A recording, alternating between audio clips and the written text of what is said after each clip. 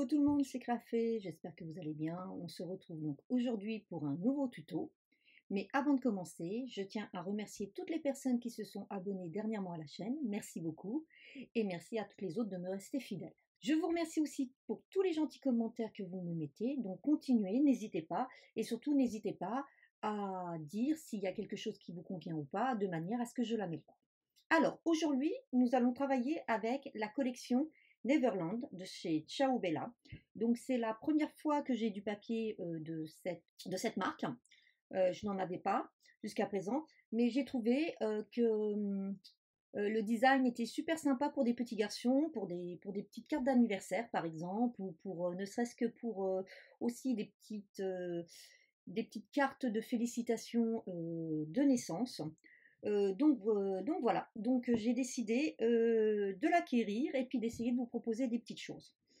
Alors, elle est franchement très jolie. Moi, je l'apprécie beaucoup. Et ce qui est bien, c'est que vous voyez sur la page de garde, vous avez ici des motifs que vous pouvez utiliser. Et quand vous la retournez, vous en avez d'autres en bas qui viennent contrebalancer la bande. Voilà. Donc aujourd'hui, moi, j'ai décidé de vous faire une carte boîte pop-up. Je vous en ai déjà fait plusieurs. Vous avez même une vidéo qui vous explique comment réaliser la carte avec vos dimensions. Donc c'est la technique que je vais utiliser là parce que je vais utiliser ces petits formats. Donc par rapport à leurs mesures, je vais calculer en fait mon papier et toutes mes marques de pli pour pouvoir réaliser ma boîte. Je vais utiliser aussi toute cette petite forme que je vais découper pour les die cut pour tout le côté pop-up que je viendrai certainement compléter avec d'autres choses. On va voir. Et puis j'ai retenu ces 3 feuilles de papier dans le kit. Pourquoi? Parce qu'elles ont des côtés qui ne sont pas des pages entières de motifs. Hein, dans le kit, il y a beaucoup de pages entières de motifs. Là, c'est pas le cas. Donc, ça va pouvoir me permettre de venir compléter mes petits motifs ici au niveau des faces de ma boîte pop-up. Parce que, comme vous le savez, hein, nous avons plusieurs faces à décorer si vous avez déjà vu la vidéo. Voilà. Donc, si ce projet vous intéresse, eh ben, je vous invite à regarder la suite de la vidéo. Pour le projet d'aujourd'hui, vous aurez besoin de l'équipement basique, c'est-à-dire de quoi couper votre papier, donc massicot ou autre, d'une règle, d'une paire de ciseaux, d'un cutter, d'une table à scorer et de son plioir, et bien sûr de colle ou de double face si vous préférez le double face. Si vous me suivez, vous savez que le double face, je n'utilise que quand c'est nécessaire. Je préfère prendre de la colle. Donc pour les fournitures, vous aurez besoin de cardstock uni pour la base donc, de votre boîte. Donc pour ma part, j'ai choisi ce verre qui est du papier Clairefontaine de 180 mg. Et donc, de papier imprimé pour pouvoir mater vos différentes faces, ainsi que d'éléments pour faire votre pop-up. Donc maintenant, nous allons commencer par calculer les dimensions dont nous avons besoin pour notre structure en mesurant nos petites affichettes pour voir combien elles font en largeur et en hauteur, ce qui nous permettra de calculer en fait la structure. Donc dans un premier temps, je suis venue couper mes 4 affichettes. Et donc maintenant, je vais en prendre une et regarder la largeur et la hauteur. Donc là, nous sommes à 7,5 de large sur 10 de haut. Donc, pour calculer mes dimensions, donc vous savez, nous faisons une boîte. Notre boîte a donc 4 côtés. Donc nous avons dit que nous avons 7,5 de côté. Sauf que je ne vais pas faire 7,5, je vais faire 8. Donc nous allons avoir 4 fois 8 de côté. Donc ce qui fait 32 cm. Et en hauteur, donc nous avons 10. Donc c'est pareil, nous allons prendre 10,5 et vous savez que la boîte donc se rabat. Donc il me faut le double. Donc 10,5 plus 10 fois 2 est égal à 21. 32 cm malheureusement, c'est beaucoup plus large que mes feuilles de papier A4 et de toute façon, c'est plus large qu'une feuille de 30-30. Donc, ce qui veut dire qu'il va falloir que je travaille avec 2 feuilles. Et donc, si vous reprenez ma technique de la vidéo, nous allons donc venir ici mettre 2 plans, donc 2 fois 8 cm, ici pareil, et il va nous falloir une bande d'1 cm pour pouvoir venir faire les raccords en venant coller les 2 feuilles l'une sur l'autre. Donc, il me faut 2 morceaux de 17 cm sur 21 cm. Je coupe mes papiers et je reviens vers vous. Donc voilà, j'ai mes 2 morceaux de 17 cm sur 21 cm. Et maintenant, je vais venir faire mes marques de pli. Alors, sur les 21 cm, nous allons venir faire un pli au milieu à 10,5. Voilà. Et sur les 17, nous allons venir faire un pli à 8 et un pli à 16. Voilà. Comme ça, nous avons nos 2 faces de 8 cm sur 10,5. Et nous avons notre languette ici qui va nous permettre de relier avec l'autre morceau. Et si je prends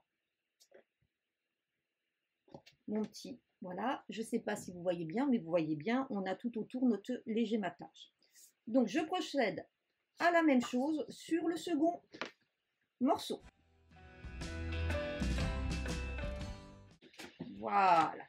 Maintenant que c'est fait, je vais venir écraser tous mes plis. Maintenant que c'est fait, je vais venir prendre mon ciseau ou règle et cutter. Là, ça dépend de comment vous souhaitez. Moi, pour ma part, je préfère, quand j'ai des grands morceaux, prendre la règle et le cutter. Et nous allons venir sur chaque morceau retirer la moitié de la petite bande de 1 cm.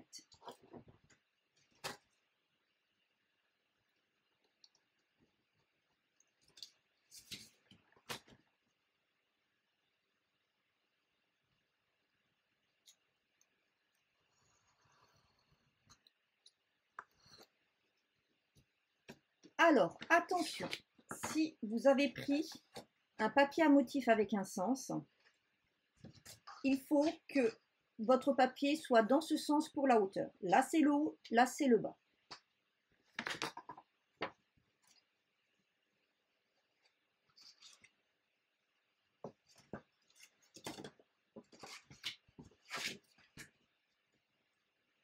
Et idem, vous faites attention quand vous coupez les 2 morceaux, que vous ayez bien votre papier toujours dans le bon sens. Donc, mettez-les l'un à côté de l'autre pour savoir dans quel sens vous devez mettre le deuxième morceau si vous avez un papier imprimé avec un sens pour votre bas.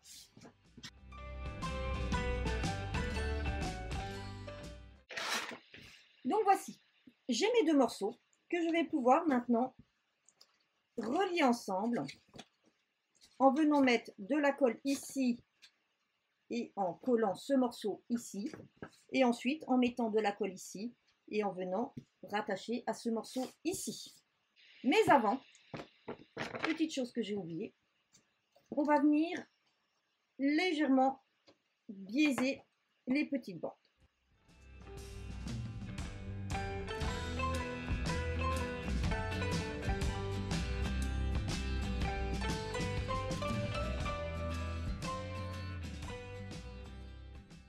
Donc avant de coller le second côté, nous allons finir nos marques de coupe. Et pour ce faire, nous allons venir là où c'est coupé, venir couper les 2 autres côtés de la même façon. Et maintenant que c'est fait, nous pouvons donc coller l'autre côté. Et si vous avez fait les choses correctement au niveau de vos mesures et du premier collage, ça doit se faire normalement tout seul.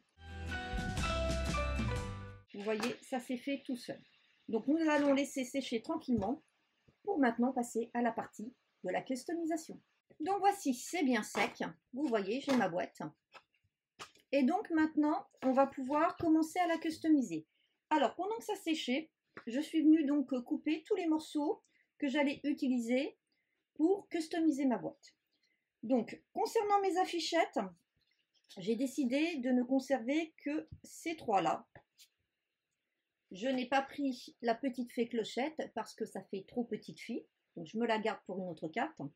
Et comme ça va me permettre en fait de customiser mes trois faces du dessus. Donc, dans deux autres feuilles, je suis venue couper trois morceaux dans chaque feuille qui font 7,5 sur 10. Comme c'est des feuilles de 30-30, c'était impeccable. Ça m'a fait juste prendre une bande de 7,5. Voilà. Donc, j'ai pris celui-ci et celui-ci. Et je vais pouvoir les utiliser donc recto verso. Ils viendront donc customiser les trois morceaux du bas et les trois morceaux qui sont à l'envers. Et enfin, pour terminer, je suis venue couper une bande qui fait 7,5 sur 20,5, qui va être la bande que je vais coller ici et qui va me permettre d'avoir en fait ma pop-up qui reste debout. Par contre, je n'ai pas prévu de coller du papier derrière puisque c'est là que je viendrai écrire mon texte. Donc je veux qu'il reste neutre.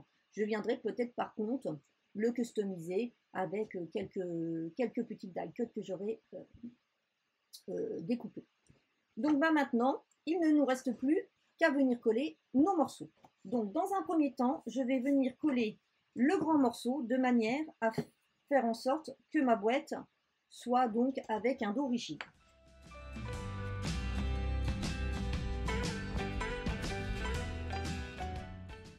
Donc voici notre résultat.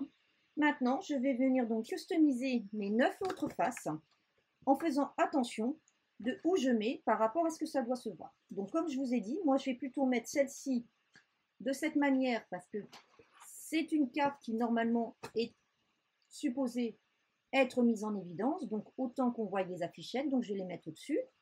Ensuite, lorsqu'elle est fermée, on peut se permettre de mettre plutôt en dessous des faces des choses un peu moins sympas. Donc on va plutôt mettre du comme ça. On va peut-être mettre un de chaque, un comme ça, un comme ça. Voilà. Voilà. Et au milieu, en bas, puisque par contre en bas ça va se voir,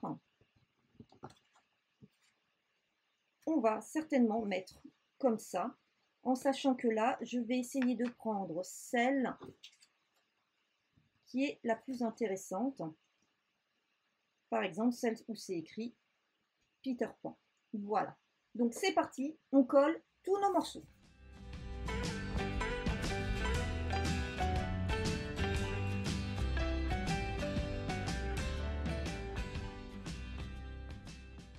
Donc voici le résultat pour le moment. Alors vous avez remarqué, j'ai fait une quinconce pour avoir une certaine harmonie.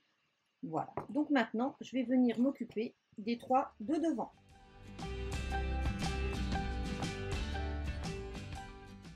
Donc voilà, notre structure est terminée. Il ne nous reste plus maintenant qu'à préparer le système pop-up.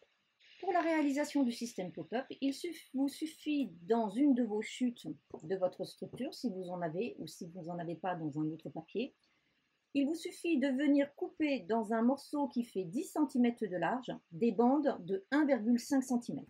Alors moi pour ma part, j'ai décidé de faire un système pop-up qu'avec 3 bandes, mais vous pouvez faire jusqu'à 4 ou 5 en fonction en fait de la longueur de votre boîte. Moi, j'ai décidé que je n'allais en mettre que 3. Voilà. Donc ensuite, une fois que vous avez vos bandes, vous allez venir faire un pli à 1 cm de chaque côté. Voilà, 1 cm à gauche, 1 cm à droite. Et on fait ça sur toutes les bandes. Ensuite, comme d'habitude, on vient écraser nos plis.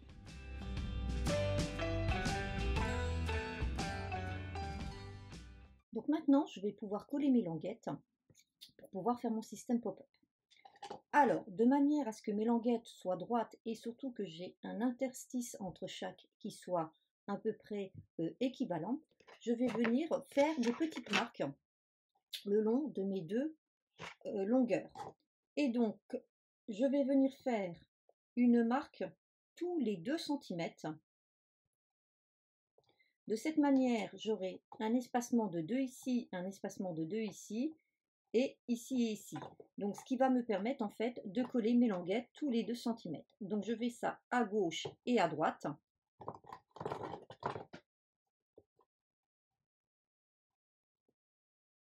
Voilà. Que je viendrai bien sûr après gommer. Ensuite, eh ben, je vais venir coller mes languettes en me mettant, positionnant un tout petit peu en dessous du bord, en venant les coller toutes les 3. On commence toujours par le fond et on va vers l'avant. C'est plus facile.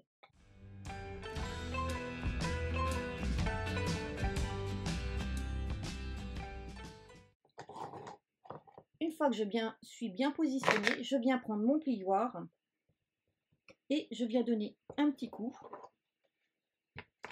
Et pour que ça soit encore mieux, je plie la boîte dans les 2 sens et je viens donner des coups de plioir. Et voici la première bande est mise. Je fais la même chose avec les 2 autres.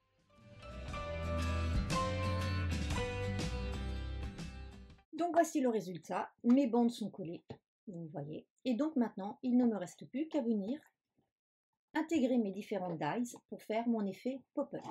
Alors, j'en ai découpé dans la feuille qui était dans le set. Voilà, j'en ai coupé un certain nombre. Par contre, il y a dans ce set beaucoup de formes de moyenne ou de grosses tailles. Or, vous savez, quand on fait un système avec ces box pop-up, on commence par les plus grosses et on va vers les plus petites. Donc, en fait, je vais venir compléter ces dies avec un set d'autocollants de chez Action. Et donc, vous retrouvez ma petite astuce de transformer des autocollants en die cut dans ma vidéo que j'ai publiée récemment. Et donc, je vais venir compléter avec ça. Donc, je vais commencer par mettre ma plus grosse die cut au fond et je vais aller vers les plus petites.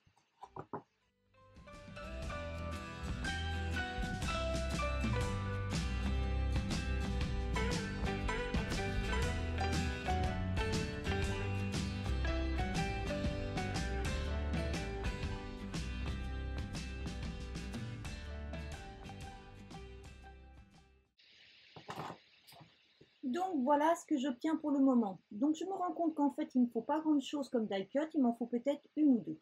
De plus, je vais venir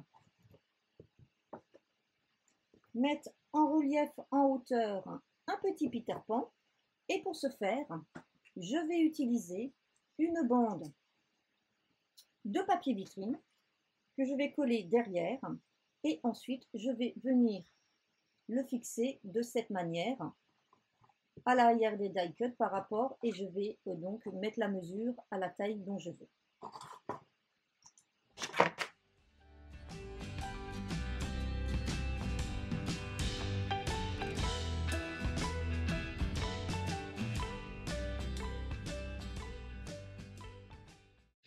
Donc voici avec mon petit Peter Pan, donc demi en surélévation. Hein, vous voyez, c'est très sympa. Donc n'hésitez pas à utiliser cette technique. Vous pouvez le constater quand nous replions, ça se ferme intégralement. Je vais retirer ma petite pince par contre qui m'a permis de maintenir ma petite languette. Voilà, donc on recommence. Voilà. Donc vous voyez que c'est complètement à plat. Alors, mon petit Peter Pan dépasse, donc ce qui veut dire qu'il faudra que je fasse très attention quand je ferai mon enveloppe à prendre en compte le petit Peter Pan. Voilà. Et lorsque vous ouvrez, voici ce que vous avez. Voilà. Donc, je finis avec la petite die cut qui me manque. Et vous verrez donc en générique de fin les photos finales. Donc, vous avez pu constater que là, on arrive à faire une jolie petite carte très sympa avec pas grand chose. J'espère que ce petit tuto vous aura plu et qu'il vous aura donné des idées. Je vous souhaite une bonne journée et je vous dis à très bientôt. Bye bye!